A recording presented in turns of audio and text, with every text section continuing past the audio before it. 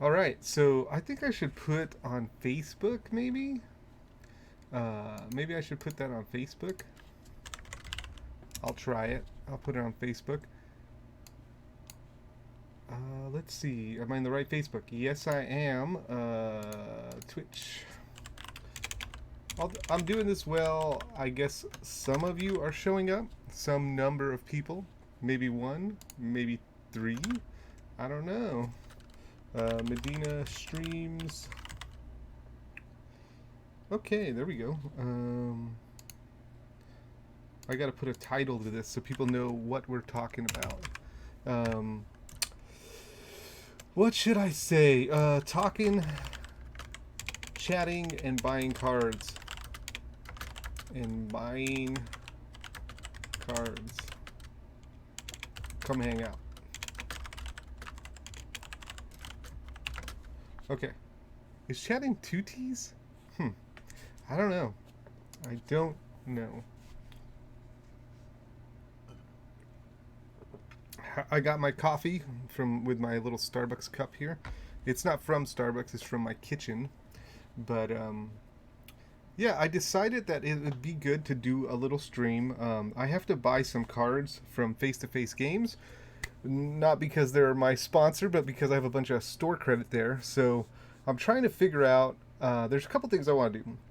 Number one, I have not really been paying attention to Magic Finance. And I want to kind of get a little bit brushed up on what's going on, what's moving around, as I start to spend this money, right? So I have some credit, and I want to be aware of what I'm buying and why I'm making those purchases. So we got the credit here at Face to Face. So we're gonna look around, see if I can find a deal. The tricky part about buying on Face to Face is that they're using Canadian currency, so you have to do kind of like a conversion to US dollars, and then I have to do a further conversion to figure out kind of where the card price is, and we'll talk about that as I start to do it. So the first thing I'm going to do is look at these. This is MTG stocks, and we're in the interest area, and I'm just going to look at that and just try to figure out, okay, what's hot right now, what's going up in price. Uh, let me put this in the Discord too, just to post and let people know that I am online. Uh, I forgot to do that, and then I looked at my Discord screen and remembered, oh yeah, I should put that in there. So, all right.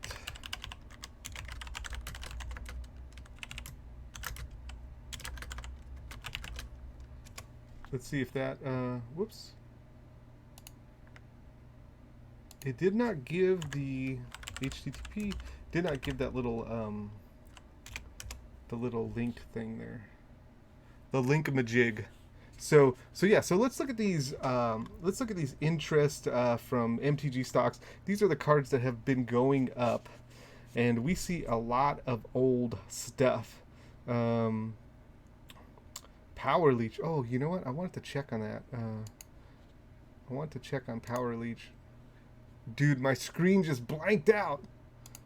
That's trash. That is trash.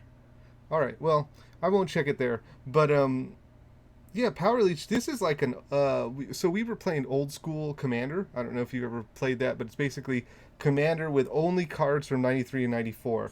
It's a miserable format. It takes forever, but it's fun. I mean, if you like that kind of thing. So we were playing that, and Power Leech was a huge card in that format because every time somebody taps an artifact, here it goes, gain one life whenever an opponent whenever an artifact becomes tapped, right? Or activation cost is paid. So like every time someone tapped their Soul Ring, or every time somebody tapped, and I started to think, hey, in regular Commander, this could be a kind of a cool card. It's not threatening enough for anybody to blow it up, right? Nobody wants to blow it up because it's like who cares? They're gaining one life when I tap my Soul Ring.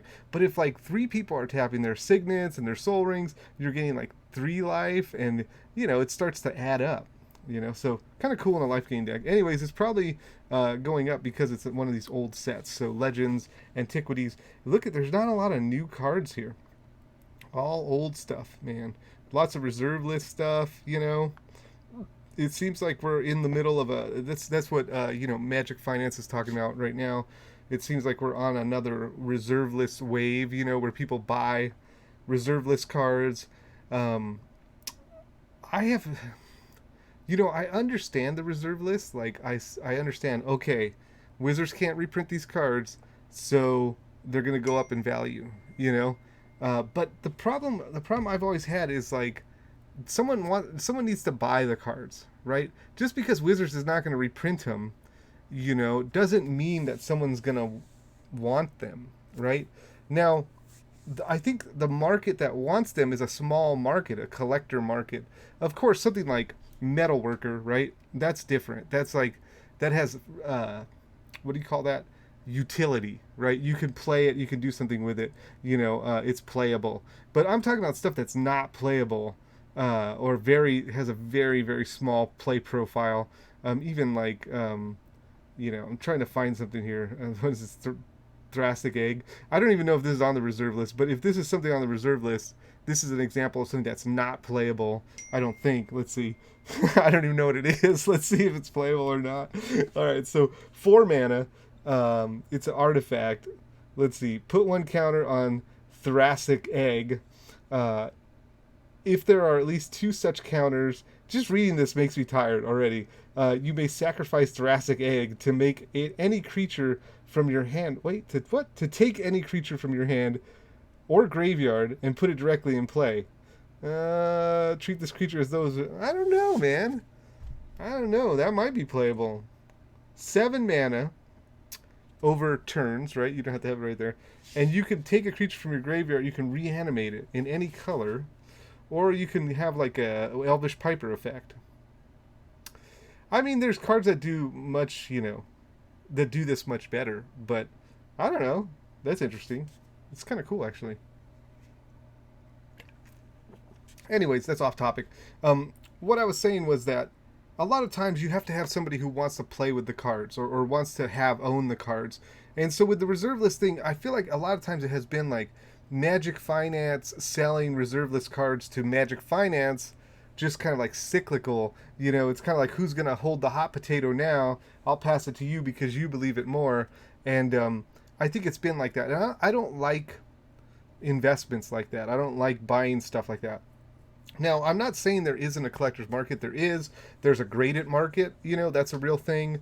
But even in those things, it's very insular. Like, there's a lot of people who buy graded cards, but a lot of times they're buying them from each other. And then there's some outsiders, like some new money that comes in, and they buy, swaths of that stuff.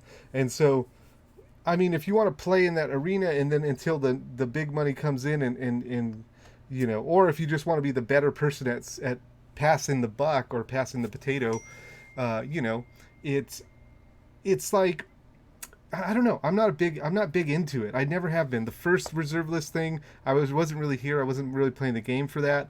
But I read plenty about it, and then now this one, and I'm just like, if it's Commander playable and it's on the reserve list, like, sign me up 100%, because Commander will outlast Magic. That's for sure.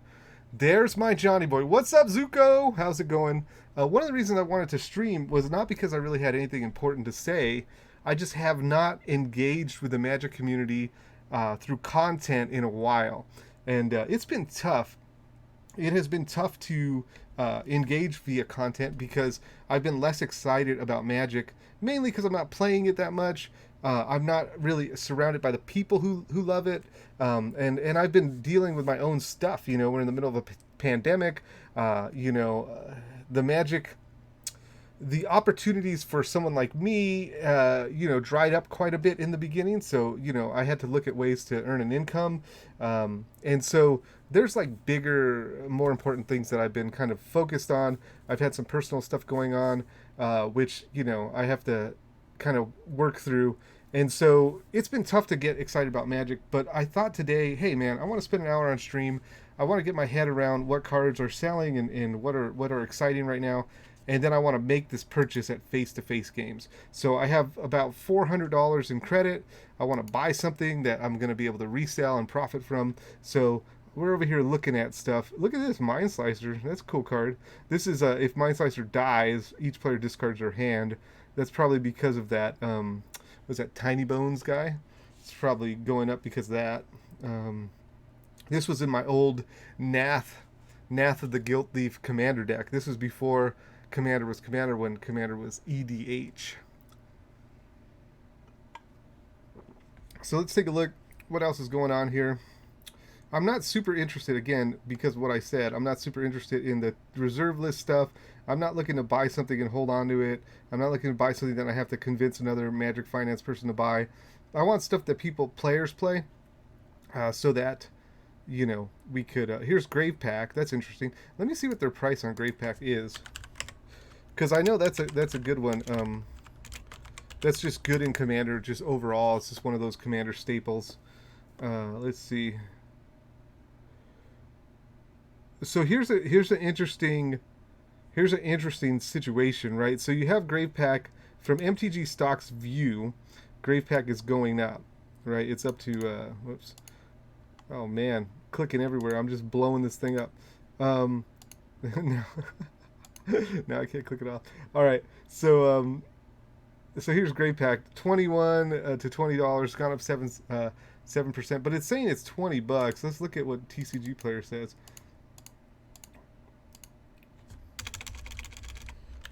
Grave Pack.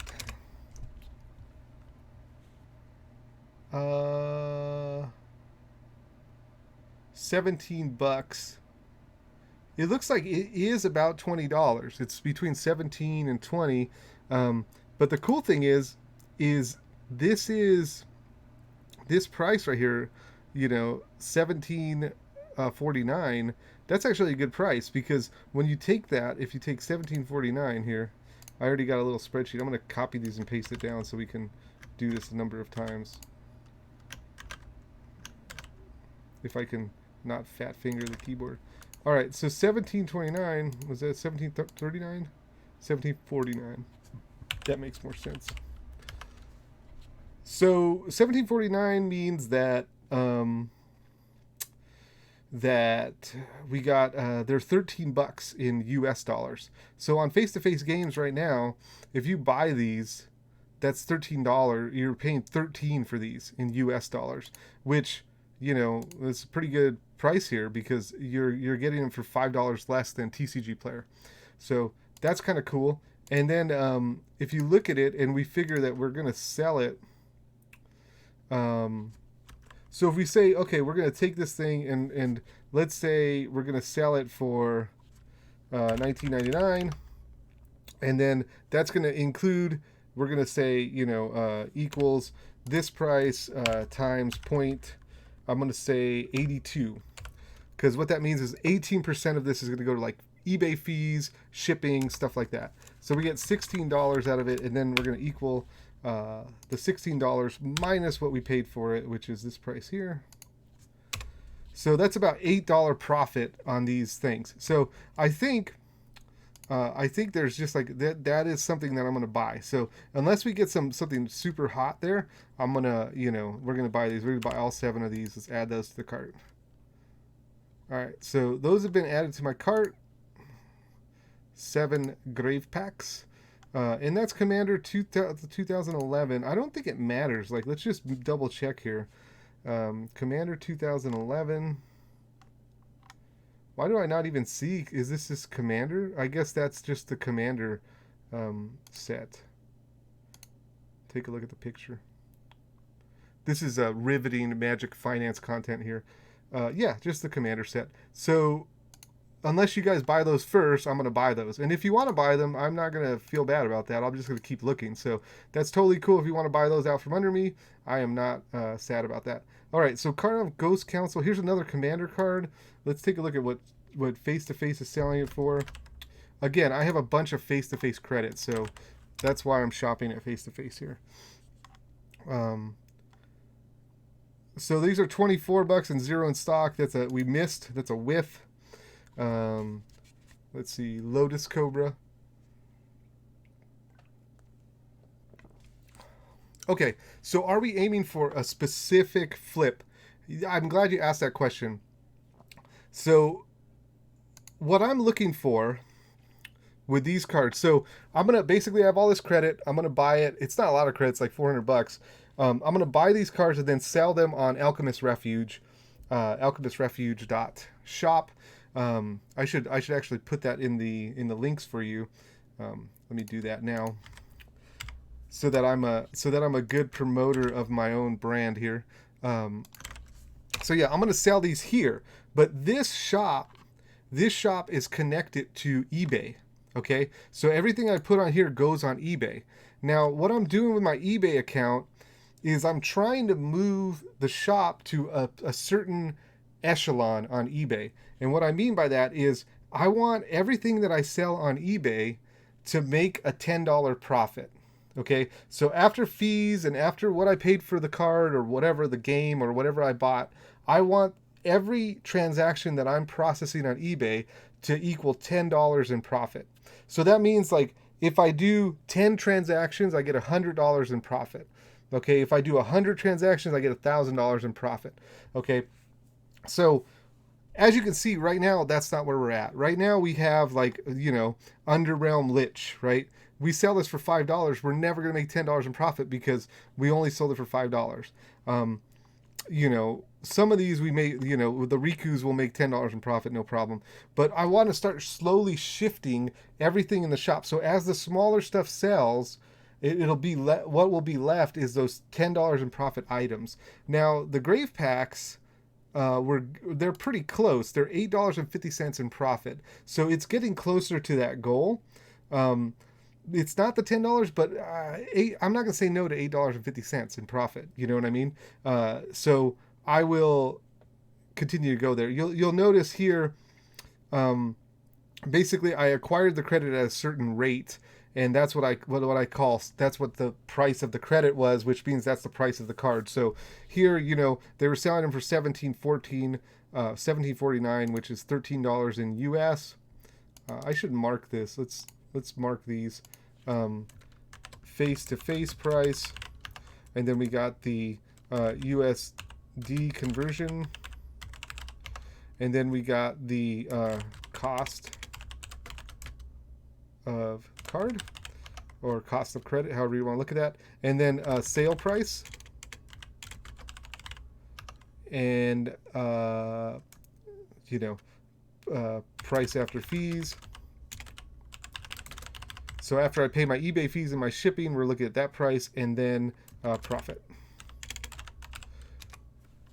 So this is what we're looking at here. So yeah, so that's what I'm looking for. I'm looking for something that will make me $10 in profit.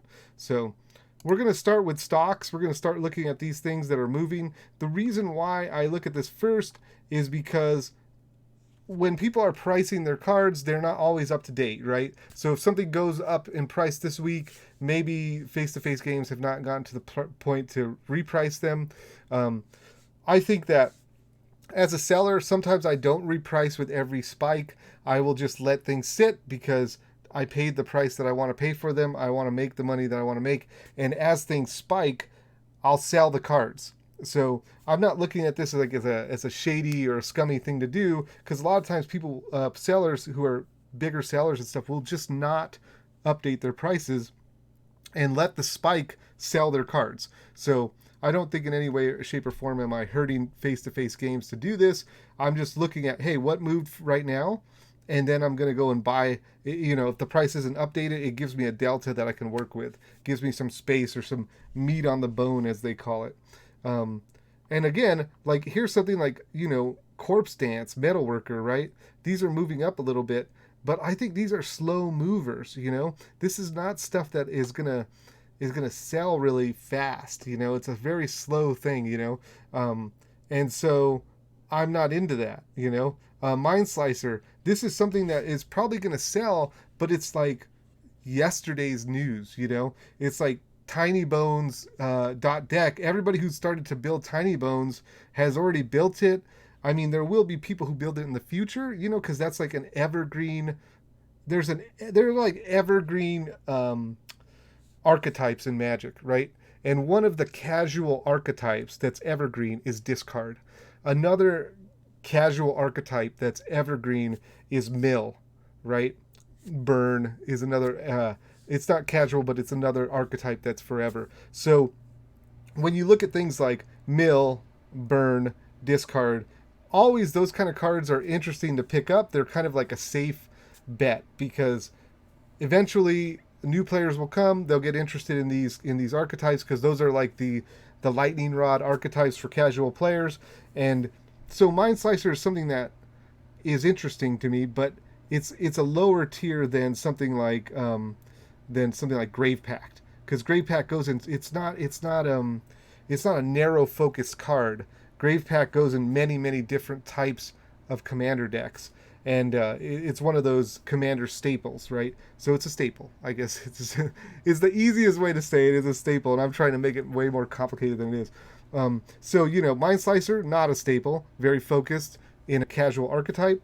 Grave Pact, staple, right? So I'd rather buy staples before I buy these like Mind Slicers or mill cards. But I'm always happy with those kind of cards because that stuff always sells because people are always interested in it.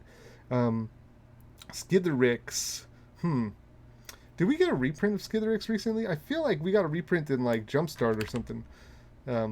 Again, I'm freshly coming back to some of this stuff because I have not been paying too much attention to Magic. No, we got it was in Double Mastas. Yeah, I kind of don't want to touch any Skithiryx pricing right now because Double Masters is going to be pressuring the price down. So I'm not gonna mess with that right now. I mean, if Skithiryx were $10, I would just buy them, right? That would be a good move. But they're not. They're 20. So I'm gonna chill on that. Abulit, that one took a little bit of a beating. I think this will maintain somewhat of a price because it's from Arabian Nights, for people building sets and whatnot. But it won't be driven by the popper demand. Won't be propping it up, right? There's not a lot of things that can make an action on here. Snapcaster Mage.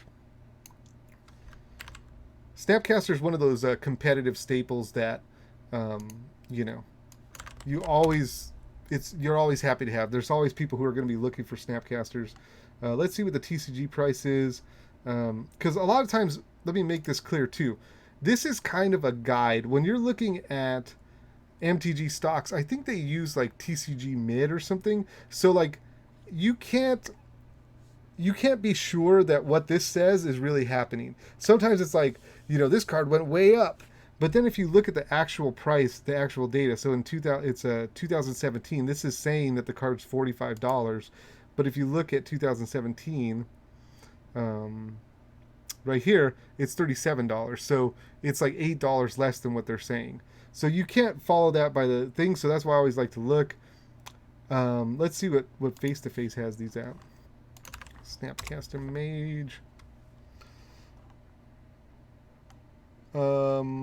Ultimate Masters, Modern Masters, $59. Let's see what that looks like in the spreadsheet. So I want to do math. So let's do more of this. It sounds like my phone has been going off, man. There's been stuff going on. So if I sell this for $37.99, wrong, $37.99. I'll make $4 on that one. I'm gonna check my phone just so I can see what's going on. my wife is telling me what's going on. Hey, powerful wizard in real life. Powerful wizard in real life. Welcome to the stream. It's good to have powerful wizards with us. My wife is texting me right now. She's telling me that there's a Metagross raid across the way. So my wife and I have been playing Pokemon Go, and that has been so much fun. It's fun to do something like a hobby with your wife. That's awesome because we're both like excited about the same thing, and it's a fun thing to do. I don't think I'm going to be able to do the Metagross raid because we're streaming. So I'm gonna take one for the team for you guys. So $4 if I buy this Snapcaster Mage. I'm not super into that. Nope. I mean, if it's the best we can do, that we'll have to take it. Wheel of Fortune. This is an expensive card. This is like what I would consider as like commander power, right? It's something that it's one of those big cards that commander players want to have in their collection, say, or ones that don't already, or new commander players who start to work toward building a collection. There are certain cards in the commander world that they want to own. Wheel of Fortune, um, Gaia's Cradle. Um, Mana Crypt. Those are all very, like expensive cards that kind of are slightly out of reach, and a lot of commander players kind of work toward those. I'd be interested in seeing some Wheel of Fortune prices. This is one of those cards that is not going to get a reprint because it is on the reserved list, and it is one of those cards that sees quite a bit of play in Commander. So we are. Looks like face-to-face games is very out of stock. Very out of stock. They do have a collector's edition for $100. Collector's edition had its moment in the sun. It may have another moment, as things are usually cyclical. But I'm not in the collector's edition area. This is an interesting thing because it's possible that if another collector's edition is not printed, which, who knows? Can Wizards bend the rules and print a collector's edition? I don't know. Because they wouldn't be tournament legal. Could you print, reserve list cards in some kind of collector's edition type? It's possible, and if they were to do that, I think it would sell very well. I'm talking about this. There's none in stock. I was looking at this number, not this one. But anyways, if that doesn't happen, then collector's edition stuff will probably start to find its way into Commander. People will start to buy these Wheel of Fortunes at $100 instead of the $200 or $300 or whatever. Okay, so let's keep going. Keep looking at what's going on here. You can see right here, like a lot of the focus of stuff moving in price is old sets for the collector's market. Reserve list cards. I think this is like one of those responses to Wizards' rampant reprinting, right? There's like a push and pull on the reprint stuff where, Wizards does not. It's like the players want the reprints because they want the cards to be accessible, but people who own the cards, there's a little bit of interest to not have them reprinted, so they'll go up in price. You know what I'm saying? And so there's a little bit of push and pull there, and it really hurts. As a seller, I know this, right? So as a seller, my job is to go out and get cards. So, hey, you have some cards to sell? Sweet, sell them to me. Let me build an inventory so that people can come to my shop and buy cards. But the problem with that is that you don't know what's going to be reprinted. So if I'm buying all these cards and I'm trying to be competitive and paying all these high prices for them, and then Wizards uses that equity, right? They cash in on the equity of the high prices of cards by printing a set because they're interested in selling booster boxes. So they print a set with all these cards in it. Well, that undercuts my inventory. It undercuts other people's collections, right? And so it's a problem. I'm not saying like I don't want Wizards to reprint cards or I don't want people to have access to them. I certainly do. But as a seller, I'm starting to think, why should I buy these cards? Why should I stock them? Because I'm just going to get blown out by the next reprint, So my buying practices and my selling practices have to protect me or insulate me from reprints. And Wizards has been going crazy with reprints because I don't know, they're maybe getting hurt by the coronavirus and they're trying to, basically get the money where they can or cash in on things like, what do you call it, secret layers and, master sets or, double masters or all this other trash that's going on. So, it's a tension. For me, it's like, what I think I should do is diversify, not be, look at my, you can already see, like, this used to be a Magic the Gathering website, this site that I'm selling on. This is not like a big deal. This is just my very small little shop here. But I used to be focused on Magic. Now, look, I got board games in here. I got video games, that kind of stuff. So I'm diversifying. I'm going to be selling Pokemon probably. I'm going to be doing all that stuff because, Wizards, having your eggs in the Wizards basket is not a smart idea in my opinion. Um, so what was the reason they invented Pioneer? So the reason that they gave for inventing Pioneer was that Modern was too far removed from Standard for people to use their Standard cards in a different format, right? So you look at the progression of players. There was a progression that was in place, right?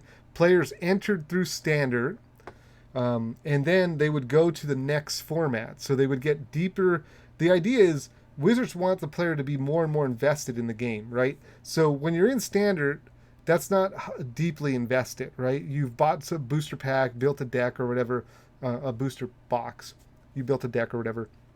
Wizards wants you to be deeper. So you have something like Modern, right? So when you play a lot of Standard, say you play like, 5 seasons of Standard, at some point you're going to want to move that collection somewhere else. The idea was to do that into Modern. And then the progression would go Standard, Modern, Legacy, right? And then Legacy was kind of like the end all, the end all be all. Like you wanted to be in Legacy because that was like the expensive format. That was the place you kind of worked to get. People who had Legacy cards would not trade Legacy cards for Standard cards or Modern cards. They wanted Legacy cards, or you had to take a big hit. So that's how it existed. That has all changed quite a bit. Commander has done a lot with the entry point is not always Standard now. The entry point is Commander, which kind of mixes that up and disrupts that whole thing. But the thought, let's take Commander out of the scenario for now. The thought is in this progression of formats that a player would enter through Standard, and now the jump from Standard to Modern was just too far because there's so many sets had passed.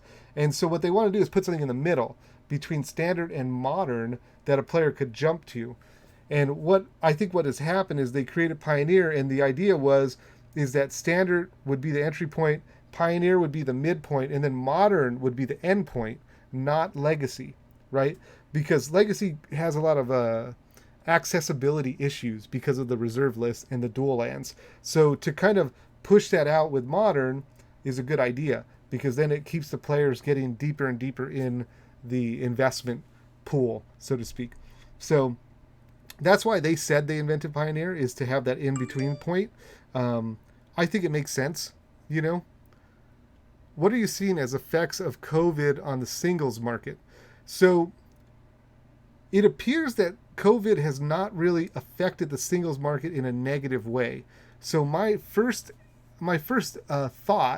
to shut off these notifications because it's distracting me.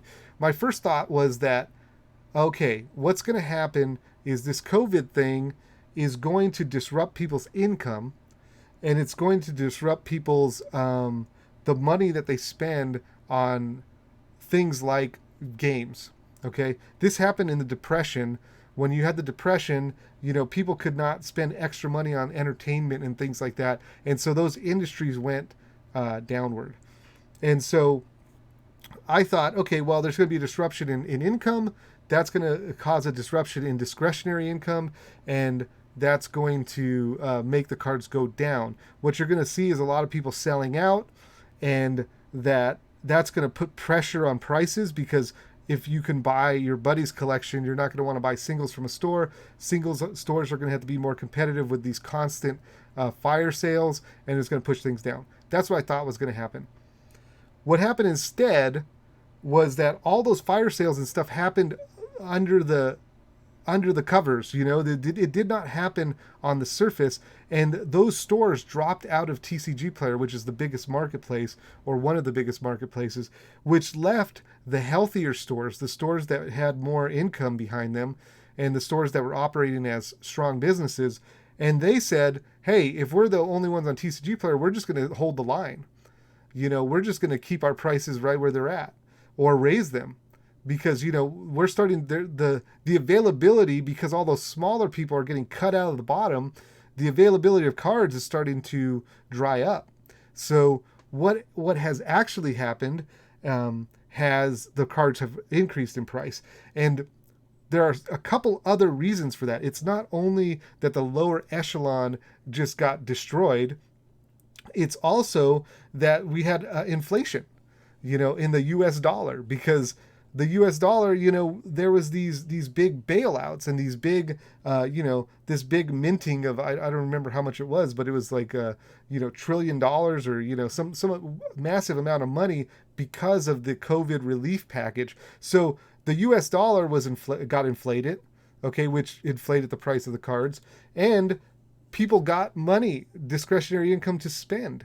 So I saw when the first stimulus package went out, man, cards were like flying off the shelf. It was dead in the beginning. Like it was like also TCG Player stopped their direct program in the beginning of COVID, and so that like took my sales like way down because I was getting a lot of sales through direct, and then I started to get very trickle sales because of that, and because of them shutting that down. And I just shut off my TCG account because I didn't want to sit here in the morning and pack 3 orders or 5 orders. That was like a waste of my time. So then when the stimulus came out, I said, well, I'm going to turn it back on because people are going to get money. And sure enough, I turned it on and people were buying. And so there's a couple other things happening as well. I know this is a very complex thing, but there's a lot of things that are happening here that are making singles go up. Those are some of them. The other thing is a lot of people who are highly invested in Magic have income that is not disrupted by COVID. So that means that, they have jobs where they can work from home, or they have jobs where, the discretionary income is high. And those jobs typically give people more benefits and more ability and flexibility to live their life. So my miscalculation was understanding all of the complex, things that happen. And in hindsight, you could see, okay, that's why cards have gone up. And I think they've gone up. I think the market is healthy for Magic right now. It seems, especially for reserve list cards, as you can see here in the old cards. And so that's where we're at. Where are we going? I'm not sure. There's lots of talks about relief packages and more stimulus money that's going to, inject the market some more. But how much longer can people, the lower echelon, the lower, I don't even know how to put it. I don't want to put it in a negative way, but people in the lower income bracket, how much of that is really supporting the Magic single market? It would appear not as much as the higher income bracket. It looks like the higher income bracket has more influence over the market than the lower income bracket. If it were the other way, then you would have seen single prices go down when the lower income bracket was hurt by the COVID stuff financially. So I'm not saying that the higher income bracket isn't hurt by the COVID stuff, because business owners and stuff like that are hurt, definitely. But I'm just saying, like, hurt enough to take a clamp down on the discretionary income. So does that answer the question, or do you have more thoughts or questions about my response? That question was from Brother 52, who have I been playing Pokemon Go with you, Brother 52, or is that someone different? Because there's a brother on my Pokemon Go account. So while they're responding, if other questions, if you all have other questions, if you have other questions, shoot, I'll do my best to answer them. I don't always have the right answer, like what happened in the beginning of the COVID when I felt like things were going to go one way, they totally went a different way. So, take whatever I say with a grain of salt, because it is not. Let's look at Omnath. This is there are some commanders that do unique things that people, okay, when I this is what I've observed for commander players, right? As you get into commander, you start to build, you fall in love, or you get kind of a crush on a card, and it takes you into a commander deck, right? Whether it be a commander or some other card. So once you do that, you start to want to build other decks. And what I've found is that in commander, there are certain decks that everyone wants to try. You know, a lot of people want to try the Traxa deck. You know, a lot of people want to try a Skithiryx deck, which is they're unique. They have unique abilities or effects, and so cards related to that stuff. I think Omnath was one of those decks at some point. It is not now, but it's an interesting kind of deck that oftentimes is on the shelf for Commander players to build. I guess another way to say that is with each year there are new commanders that are like the flavor of the month. But there are some commanders that everyone would like to try to build, or I don't want to call it a staple commander, but a commander that everyone wants to try, or a good, when I say everyone, I mean like a good portion of, players want to try. Omnath could be one of those. I'm going to take a look here. It's saying $23. Let's check TCG Player first, and then I'll answer. There's a question in the chat. I'll get to that in a moment. Okay, so it looks like that is about the price, $21. And then let's see what Face to Face is selling. Have you found it easy to buy collections? If so, what kind? I have not been trying to buy collections. I would buy a collection if it came up to me. People who ask me, hey, are you buying? I'll say yes, and I'll buy it. But I'm not out there seeking the collections. I feel like collection buying has become a very weird situation.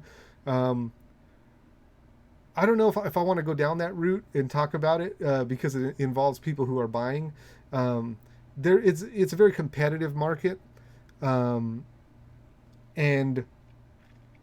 to me, when you're looking at resale, okay, let's talk about resale. When you're looking at resale, the thing that you want is an item that is something that doesn't run out, right? An item that you can replenish. A replenishable item is what they call it. So you want like a replenishable item that has a margin that works for you, right? So like, let's take a pack of sleeves, for example. If you sell sleeves, then you can always replenish those sleeves. You can order a new set of Dragon Shields from the distributor and have them in your house, or in your not your house, but your business, in my house, which is my business. So you could do that, and you could do that over and over and over again. And that margin is not going to change, okay? So if you build your business around that margin and that replenishable item, it's much more of a stable business than if you build it around items that are constantly changing in margin and that are difficult to get and take money to process and take money to get. So a collection is like the worst thing, right? Because you have to spend money to get it, right? Whether that be advertising money, whether that be money and time searching for it, time processing it, right? You're going to have to go through all those cards. You're going to have to take out the ones that are worth money. You're going to have to list them. And then on top of that, the margin is variable, right? So like, say you're talking to someone, you're going to offer some kind of money value on it. They're talking to like 3 other people. They get a higher offer. Okay, well now you have time invested, right, in analyzing the list. You have time invested in talking to the person. So you're like, okay, well maybe I'll bump up my offer to try to meet or compete. Now your margin has moved. Okay, then you get the collection, and or you win it, let's say, and they say, okay, we'll go with you. You buy it from them, and then you start to price it and put it up. Maybe you get the bigger stuff up first, and the rest has to sit in the death box or whatever. And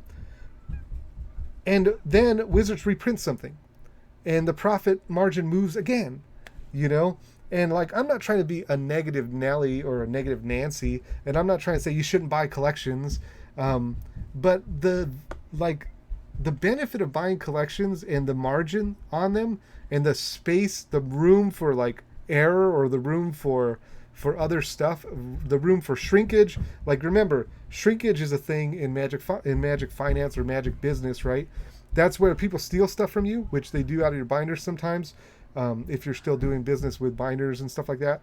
Sometimes they open cases against you, saying they didn't get the card. Sometimes the card gets lost in the mail. That's shrinkage. There's a certain percent of that. 1 or 2% of your business you have to say, hey, it's going to be lost to this stuff. Well, when you start cutting into that margin, you don't have room for shrinkage or other things. You don't have room, and so buying collections for me has not been a priority, because I feel like buying a collection is I don't know how to solve this problem, but really buying a collection is a huge liability at this point for me in the way that I view it.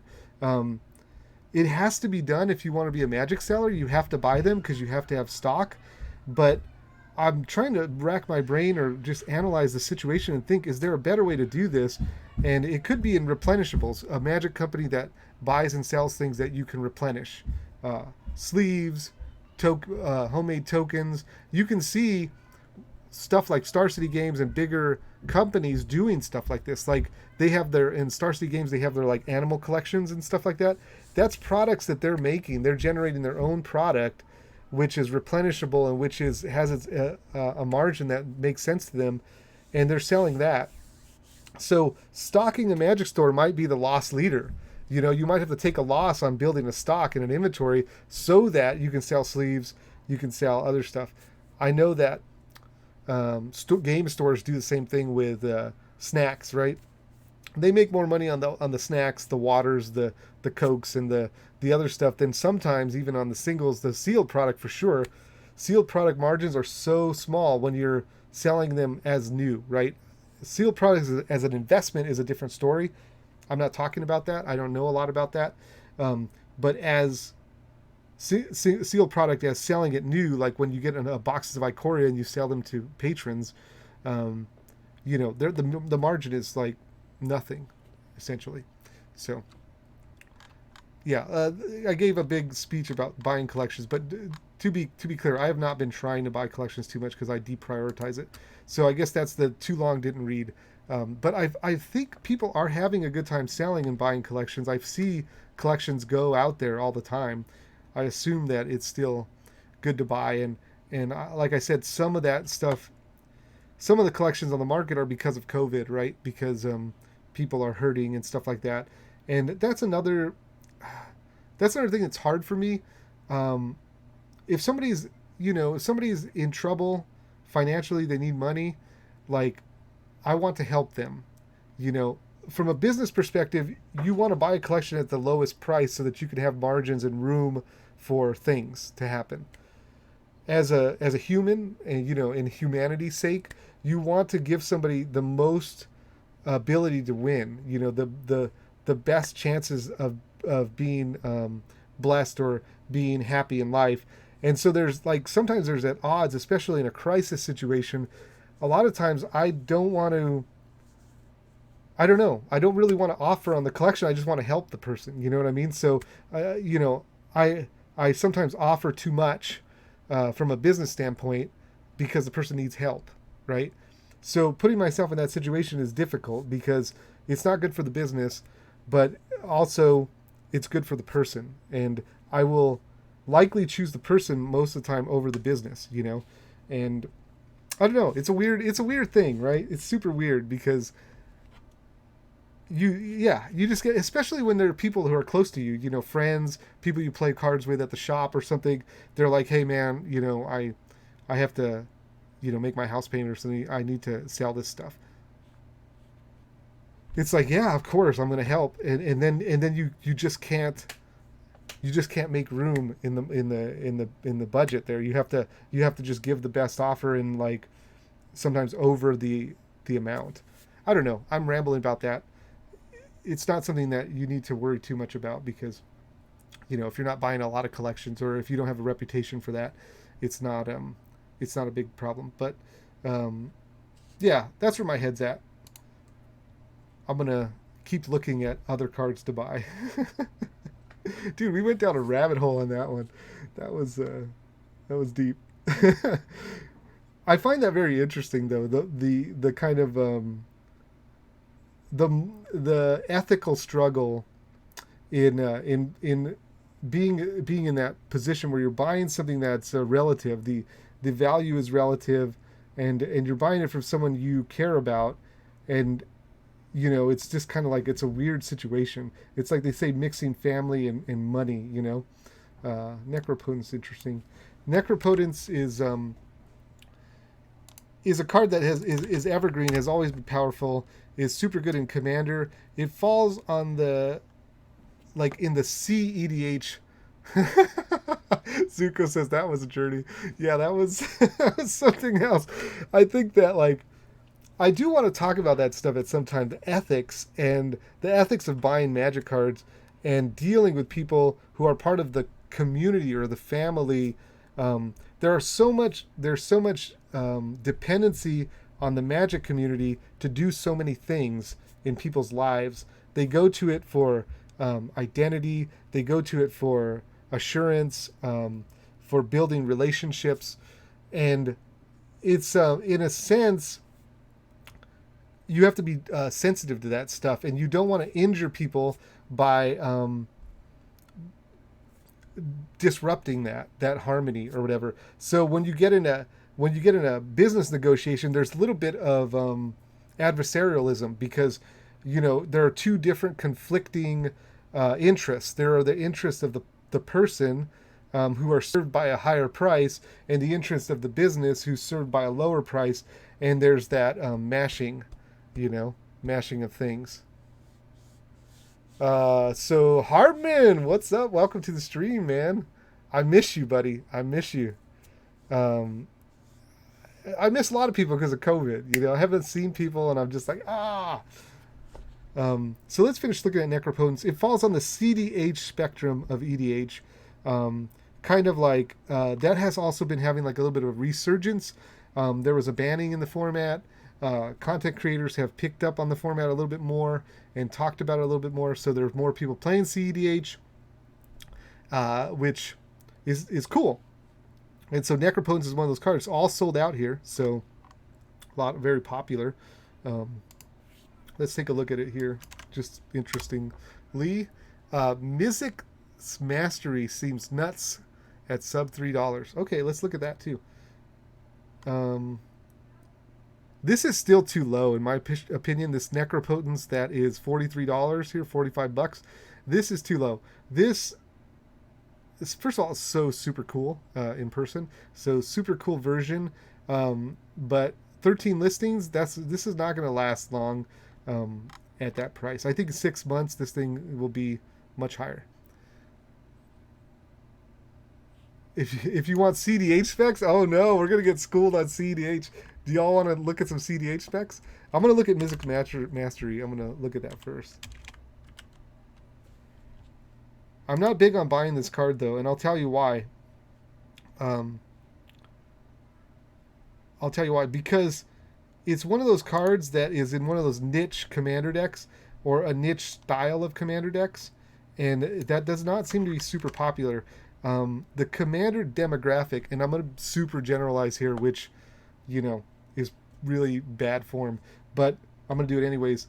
I feel like the commander demographic is largely a, how to say this, a permanent-based demographic, a demographic that enjoys permanence more than enjoys spells. And when I say that, I don't mean that everyone who plays Commander doesn't want to play a Spellslinger deck or whatever. What I'm saying is that if you look at the whole community of Commander, the greater portion of that community is going to be preferring to deal with permanence rather than dealing with stack magic. That's probably flipped in the CEDH realm. CEDH players probably much more prefer to play Magic on the stack than to play it on the board. But CEDH is such a small community versus the larger Commander community. So this card classifies as a card that is a stack-based card, not a permanent card. And so I'm not super hot on it. But that price is pretty good. They used to be like $12, so that's interesting.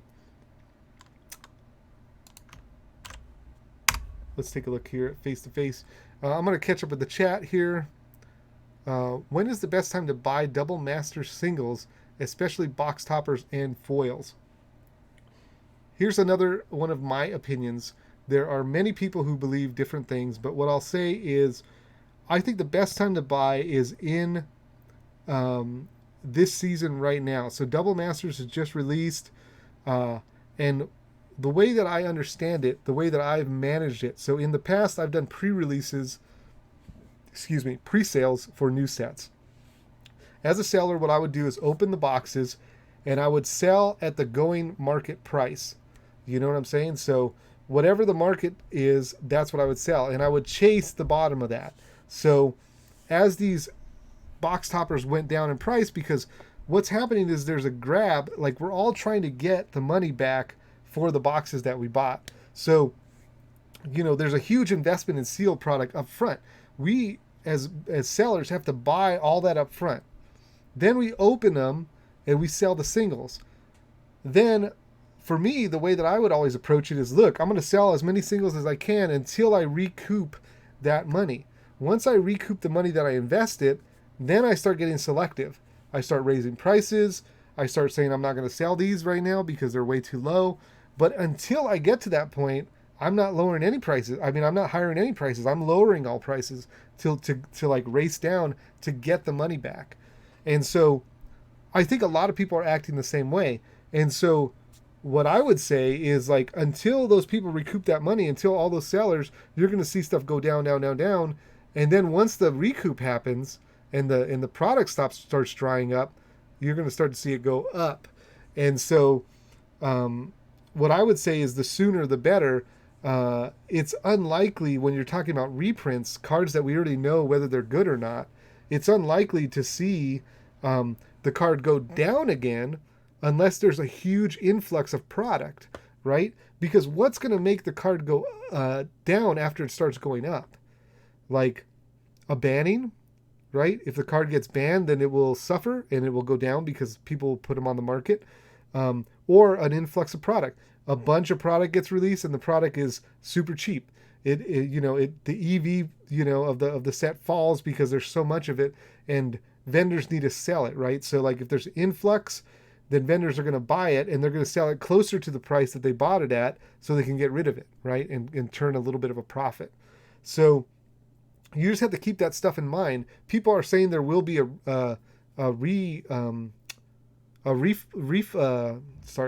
restock of Double Masters. When will that happen? I don't know. Will it be delayed because of COVID? I don't know. When that happens, will it be enough to change the price trajectory of some of these box toppers? Now, this is for reprints. If it's a new box topper for a card that nobody understands, like, well, Euro, everybody understood, right? This card is busted. But maybe there's a card that people that is released. It has a box topper. People don't know. It goes down in price, and then it goes up because it gets some hype because of a deck. But then the deck is not that good, and then it goes back down. Those are like price trajectories for cards that are unknown. But when you're talking about reprints, like it's very easy to map that out, right? Price is going to go down because supply is high. Vendors have a bunch of them. They need to recoup their money. Once they recoup the money, the supply starts drying up, vendors start raising prices, and then why is it going to go back down? There's no reason for it, with the exception of a banning or a restock. So I hope that gives you enough to think about as you're trying to buy these box toppers and stuff like that. Which ones were you interested in? I'm curious if you are still there. Which box toppers were you interested in? I think that's 0 Watts. That's actually a cool name. All right, so Hartman has some weirdos. We a bunch of big. Zuko is trying to put words in my mouth about Commander players, and I did not say that. I'm just saying, just in my experience, that Commander players mostly, are permanent base players. Legacy staples. I think legacy staples will follow that same trajectory. The only difference is legacy staples that are in other formats. Let's see. Let's take a look at these ones. I'm merely stating facts. Okay, Zuko, those are facts according to Zuko. Let's look at Brainstorm. Brainstorm. Oh, I didn't put the other thing there. Borderless.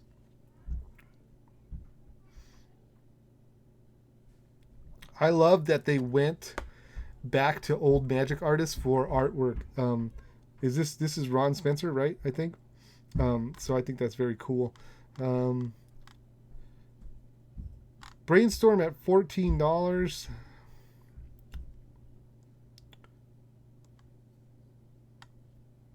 Let's look at the foil.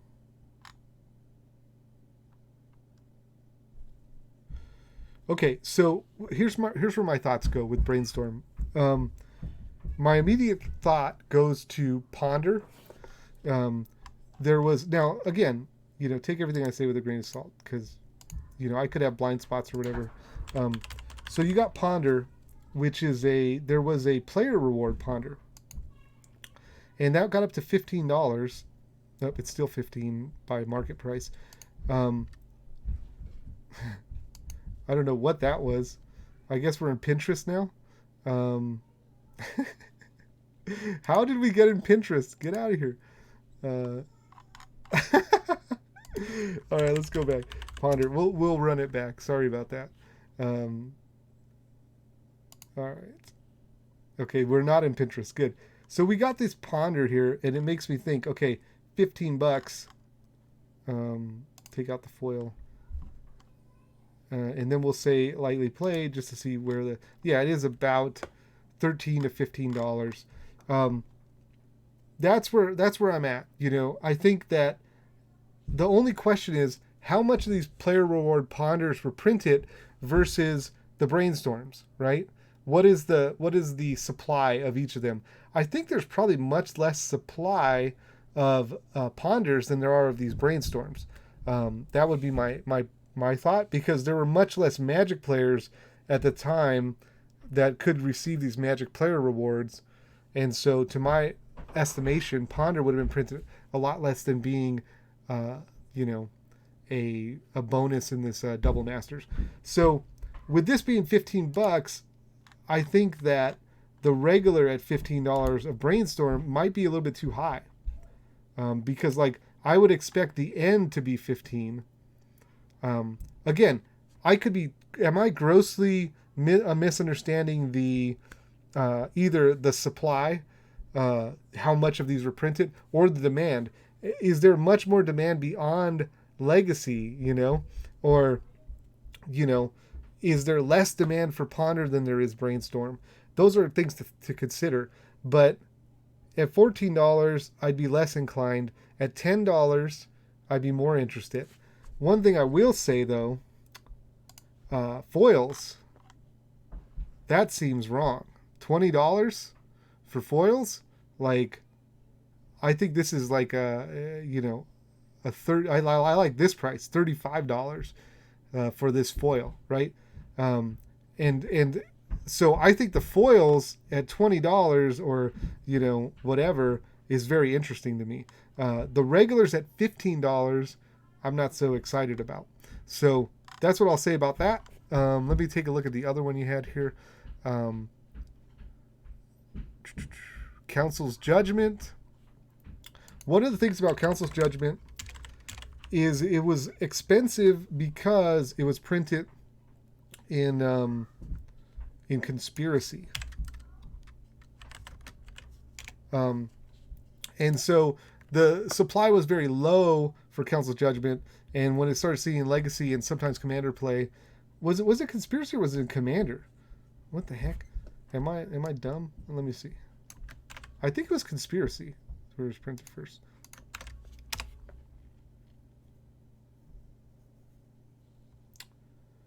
Yeah, it was Conspiracy.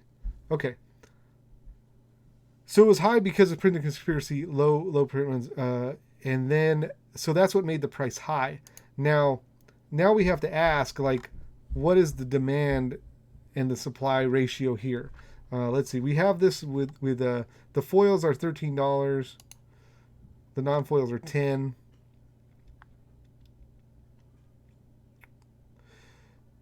So the price before this was like 25 bucks for a regular one. Um, and now this is like half price, less than half price for a borderless one.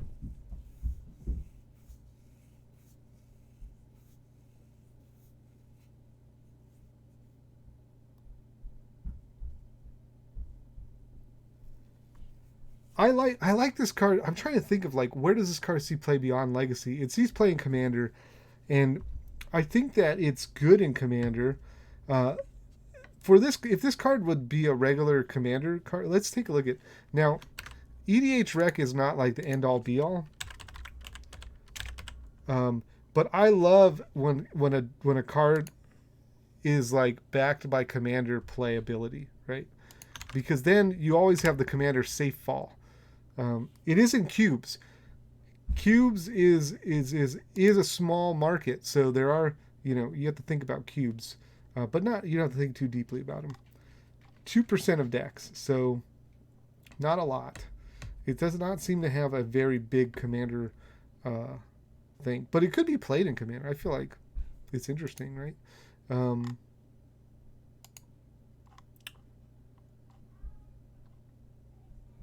yeah, I'm stuck. I'm gonna move on because I'm gonna just say I'm not like right. I'm for 10 bucks. I'm not like right in there. I'm not saying yeah I should buy this for $10. Again, I could be totally wrong, but um, I'm not super excited at $10 for this card, um, especially if that second wave does hit, and then we get even more on the market. Because you got to think about it like if you have a card like Cyclonic Rift, right? That card, no amount of supply is going to satiate the demand for Cyclonic Rift. Unless that thing gets banned in Commander, which if it does, I will weep for the rules committee for making such a ban. But I will also, I don't know. Point being, as long as that is legal in Commander, Cyclonic Rift, there's no amount of supply that will satiate that demand. So let's look at Cyclonic Rift. So I'm going to say, like, no matter what the price is, it's probably too low. Yeah, $40. That's a lot. I might retract that statement. I might retract it. Wow. I've been noticing that foils are similar to the price. Somebody should buy this foil right here. This is probably wrong. 54 bucks. And the regulars are 43. That's probably wrong. So, but what I'm saying is that like this card, like if this was a $10, $15 card, I would be like buying 100 of them, 1,000 of them. Like to me, like this is a very clear like this card's going to continue to go up. It's going to be expensive. People are going to want to play it. There's no the demand is so heavy for it. When I think about Council's Judgment, I don't think about that. I think this is like a one or two of in a legacy deck, not all legacy decks, right? And it's not played a lot in Commander, and it's in cubes. $10 feels like a lot. It feels like it should be a $7 card or a $5 card. Even with the borderless treatment. So that's where my instincts are. Again, I could be completely wrong, but something like Cyclonic Rift, I'm all about. I like one that I like is Crop Rotation. Let's see what the price is on this.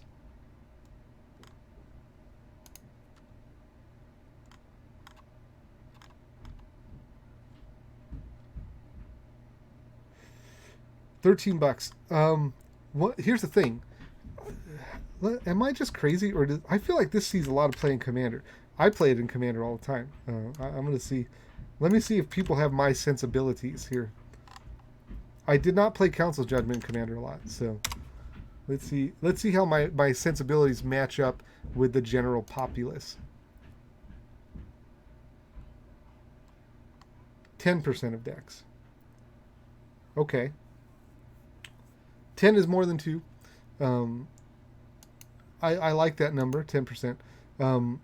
But this is a card, Crop Rotation. It also is played in Legacy, so it's played in Legacy and it's played in Commander, right? Um, so I like it. $13? I don't know. I don't know. I have to get my head around like what does the mature market for box toppers look like? You know, non-foil box toppers. What does the mature market look like? I think we have to look more at extended art cards from like Ikoria and stuff like that just to get a kind of a view of what that looks like. There's a difference there. You know, Ikoria's distribution model a little bit different. The price is different, so there's more buy-in on Ikoria than there is Double Masters. But you can think about, you know, that stuff and try to like turn the knobs and figure out, because the picture, as the picture starts to like unfold, if you're putting the picture together with like these blocks in the sky or whatever, the things you're thinking about is like you have a set, like a standard set that has box toppers, right? Or not box toppers, but extended art, right? You have to think about how much of that stuff is opened. The less price it is, the more that's opened typically, right? But then you have to think about, now there's this new thing where you have collector packs. And a lot of people have been opening the collector packs, both players and sellers. Sellers have been like, well, the regular packs EV are just trash. Maybe these collector packs will have a better EV, and oftentimes they do in the beginning. As things go on, prices get crushed and the EV of collector's packs goes down. But a lot of people open the collector's packs or the VIP packs as box openings because the EV is higher, which means that maybe there's a lot more of these extended arts that are going out there. So you start thinking about like, you know, what was the set distribution? What is the price? Were they opening collector's packs or were they opening regular packs? And then you start to get a picture of what the supply is. And then from that, you think about the player profiles, who's playing the card, where's the demand, and then you kind of sync those up and try to figure out if there's an analog so you can look at it and say, well, this card looks a lot like this card, and, you know, this price, they don't match, you know. So anyways, let's move on. I hope that was helpful. Gives you a lot to think about, at least. One of my goals would be just to give you things to think about. I'm not going to tell you the answer and say yes, no, because really you can only make those decisions. And, you know, it's helpful sometimes to think it through, though, and think about stuff that maybe you have a blind spot on. Even Resident Blue Mage. What's this? It can't cost more than 2 mana. Oh, that's right. That's right. Yeah, Seraph does put some stuff in his commander decks. That's for sure. He likes the that CEDH Superstar. What is it? It's the 4 mana elf that's 2 mana if someone controls a blue permanent or a black permanent or something. I forget. Let's see. Oh, Oakenheim Adversary. Yeah, that's right. Okay, all right. Yeah, let's look at that. Let's look at that guy. That's a good one, Hartman. Hartman is giving me the, and I'm not sure I like the spec, but let's see what Hartman has up his sleeve. Hartman is a avid CEDH player, so if you want the CEDH spice, Hartman knows what's up. So this is a big CEDH card, Oakenheim Adversary. So foils, it's an uncommon, so you really want the foils, and foils are $2. Oh, look at this. Look at this. This is a deal, okay? Whoever's watching right now, Hartman, feel free to buy these. This is going to be $2 for 2 foils. The next price is $2.74 plus 78 cents shipping. I just made you money. Whoever's watching this, you magic finance right here. But $3 for a foil uncommon. I think for this to appreciate in price has to be a long time down the road, because there was a lot of Throne of Eldraine collector packs open, which had foils, I believe, foil common uncommons, and so we're going to see a lot of that on the market. But $3 is a pretty good price for that. So okay, let's see what else is going on here. I'm going to catch up with chat. Just bought it? Did you buy him? Let's see if he bought him. Let's see if he's telling the truth. No, no. Look at. Why'd you buy one? Oh no, there's two. There's two. You gotta buy two, man. Come on. All right. So let's see what else is going on here.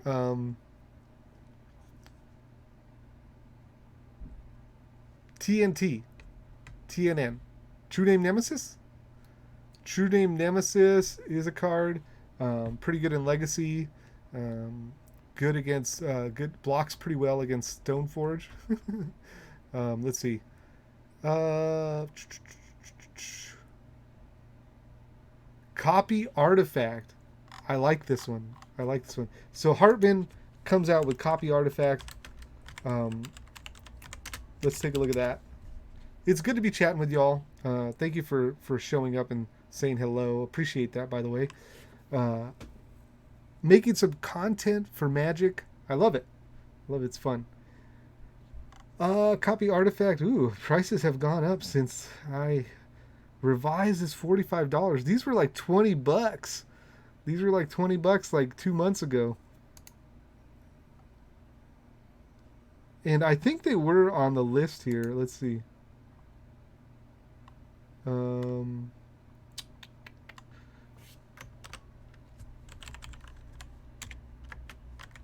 What? They were not on the list. Okay. We just used our brains. Let's see. Dude, I lost it. Oh, here it is. Okay. Let's take all these things out here. Yeah, $32 is the lowest one you can get. Damaged. So this was $20. This was could be bought for $17 to $20 a couple months ago. Going up in price. I don't pay attention to the near mint price because people will often buy the little, the lower copies. But I don't know. Like, the question is now. Okay, clearly the card has gone up. What do you want? What does that mean? Typically, it doesn't mean anything. It just means that if you have one, maybe you want to sell it. You don't probably want to buy in, I guess, unless you're like, if you haven't needed one, you probably don't want to buy one now. If you've been thinking about buying one, you should probably try to get a copy on the cheap, you know? They were 80? Oh man, I missed that. I missed the $80 one. Anyways, let me shout out my Discord server. That's where we hang out, talk about Magic. Sometimes we play Commander. I was enjoying $10 Commander for a while on Discord. We haven't had that fire in a minute, but if you do want to do that, make sure you join the Discord. If you're not in the Discord, get in the Discord. If you have questions for me, Magic Finance related or other, feel free to do that in the Discord as well. I'm going to see if there's any other questions in chat, and then I might just wrap this up. I've been online for about an hour talking with y'all. It's been great, but I think I'm ready to get the rest of my day started and continue to actually finish this face-to-face order, which we have. We started and we only got 7 items in the cart. Well, I was supposed to have $400 in Commander here. Been missing the game nights. I know, Zuko. We got to get in there, man. We got to do it. What's the going price for an Expo? What is Expo? Hey, Evil Mono, welcome. What is Expo? Can I look this up? Let me look it up. The stream is winding down. I have not left yet, Zuko. So, Expo.